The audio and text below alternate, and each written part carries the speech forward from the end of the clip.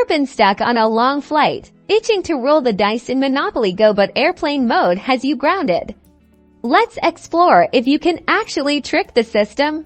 Alright, straight to the point, Monopoly Go is designed to be played online. It heavily relies on server communication to track your progress, update events, and manage, well, everything. So playing in full airplane mode is, unfortunately, normally a no-go. However, let's try a couple of things first. Ensure airplane mode is enabled on your iPhone. Swipe down from the top right corner to access the control center and toggle airplane mode on. Now, this is where it gets a little experimental. With airplane mode still on, try turning Wi-Fi back on. Some users have reported limited functionality, like collecting daily rewards or managing some offline aspects can work if you manage to turn just Wi-Fi back on.